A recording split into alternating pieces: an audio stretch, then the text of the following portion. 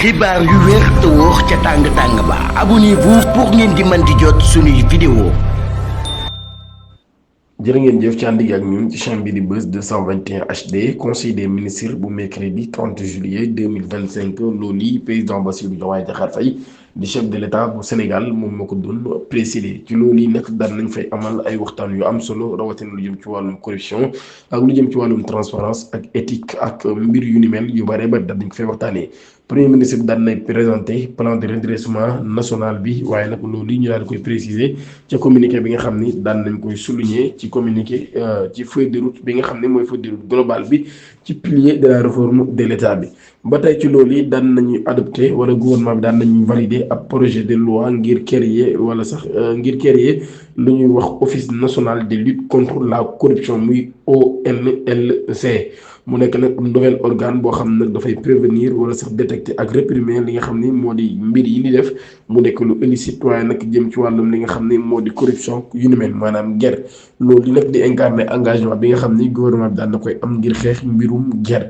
beneen projet de loi bu ñu adopté loolu yi nekk protection des lanceurs d'alerte mu nekk nag ab texte boo xam ni dañ ko encadré juridiquement waaye nag mi ngi mën a protéger bu baax a baax ñi nga xam ni ñoo di ay nit yoo xam ni dañuy jóg nag ngir dénoncer li nga xam ne moo ay acte malversation ou atteinte à l'intégrité de la gestion publique ñu mën leen a sàmm kon bu baax a baax. conseil des ministres bi ba tey daan nañu adopté ab projet de loi daal di koy jëmale nag ci wàllum accès à l'information fexe ba nit ñëpp daal di am ay information loolu ñu ngi ko def nag ngir garantie citoyens yi ñu daal di am ab droit réel ngir mën a am information yu jëm ci wàllum intérêt public te administration yi daal di koy yor wala organisme étatique yi daal di koy yor ci nag jamono boo xamee ni jamono bu am solo lay doon. ba tey ab projet de loi ngir lu jëm ci mbirum déclaration de patrimoine yi daan nañ ko fay waxtaan wala daan nañ ko fay woote texte de loi boobee nag daan nañ bëgg ñu daal di moraliser li ñuy wax la vie publique waaye nag daal di imposer ba tey agent public yi rawatina ñi nga xam ne ñoo am ay fonctions yu gën a am solo lool ñu mën a def li ñuy wax déclaration des patrimoines wala sax ñuy déclarer seen ay biens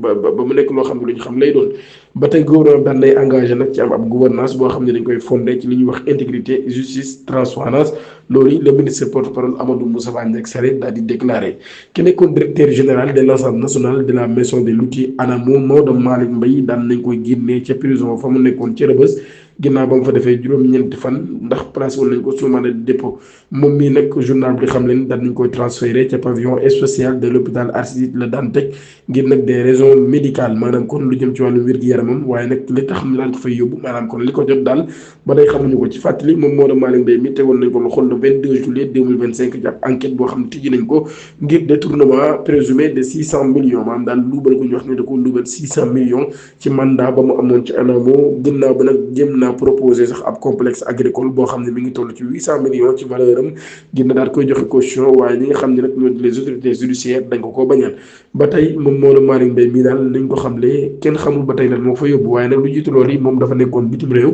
ginnaaw bi nga xamee nag dañ ko tudd ci boobu leen mbir weddi na ko ba sonn waaye nag ci la ñëwee ci réewum Sénégal ngir daal di mën a wuyu ci mbir moomee nga xam ne ci lañ koy tudd.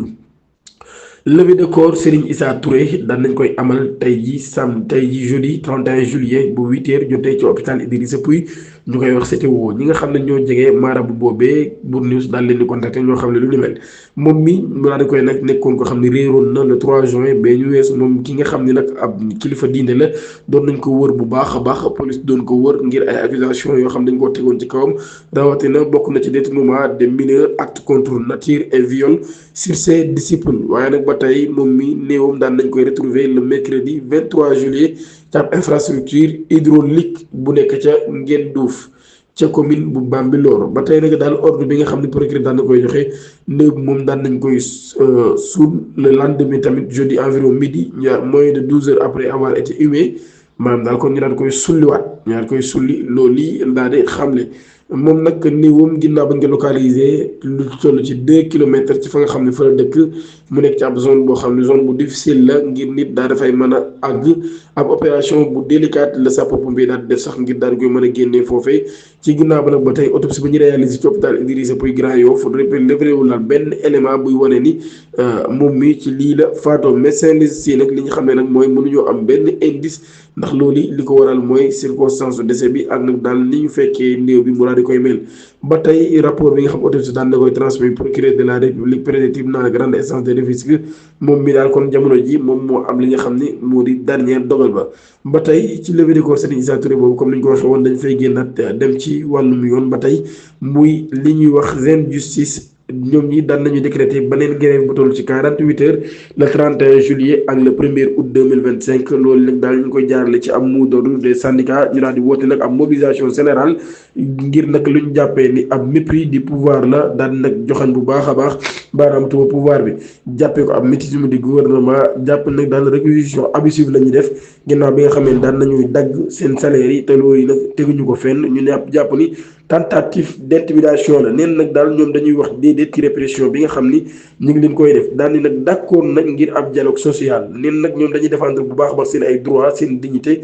seen rôle ci état de droit bi nga xam ne am na ci réew mi waaye nag daal ñoom ñii loolu la responsable syndicat bi daal di xamle ba tey moom mi ngi woote nag ñi nga xam ne ñoo di ay liggéeykat yi nga xam ne ñooy liggéey ci wàllum justice ñu daal di rejoindre ce mouvement boobee ngir nag daal di xeex li nga xam ne moo di seen àq ak seen yelleef ñoom ñii nga xam ne ñoo di syndicat bi 15 jours lañ ko tëj ca kaso ba ginnaaw bi nga xamee ni daan na fay def 51 jours de détention boobu Moustapha Diakhaté bañ ko attee 15 jours rek lañ ko tëj yu mu war a tëdd moom mi daan na def ab déclaration ginnaaw libération moom mercredi 30 juillet pour nag dénoncer lim jàpp ni ay dérives autoritaires la ci pouvoir bi di ko def loolu nag daal ci am note boo xam ni daan na koy génne presse Afrique daal di koy jàllale moom ci nekkoon ministre des conseillers moom mi daal léppul dara ay kàddoom benn yoon ba tey moom mi jàpp na ni justice bi nag dañ ko instrumentaliser ngir nag ay mbirum politique parquet bi nag daal dafa nekk ñoo xam ne dañ leen transformer ab milice à la solde du pouvoir fasciste de Pastef loolu yi la daal di xam ne nee na nag daal dañ koy tëj 15 jours de prison ferme ginnaaw bañ ko téyee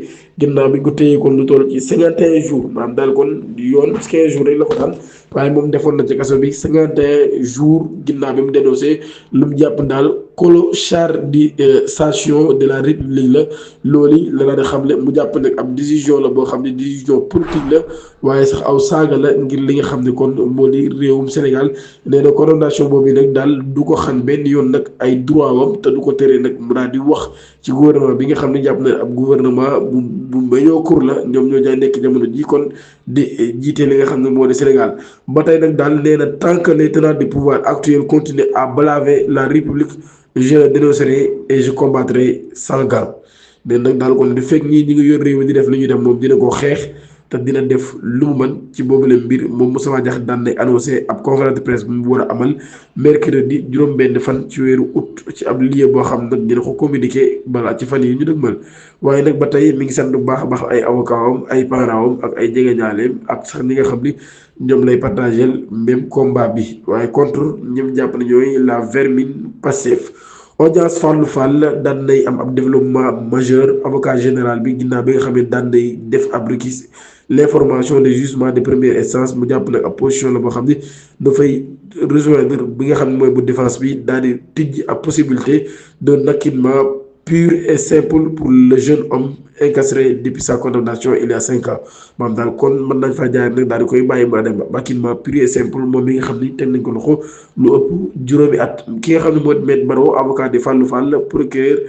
bi nag daan nay estimé que preuve yi nga xam ne moom lañ ko joxoon daal nekkul loo xam ni lu doy la ngir nag ñu daal ci mën a tëj nit loolu nag nekk ab prise de position boo xam ni daan nay am ginnaaw bi nga xamee ni ay weer de controverse sur la régularité de la procédure initiale qui avait provoqué des manifestations à Yeumbeul en mars dernier la mbir moomee daal di am di leen jaajëfal bu baax a baax ci ànd gi ak ñun di leen jox di daje ba ëllëg incha allah jërë ngeen jëf.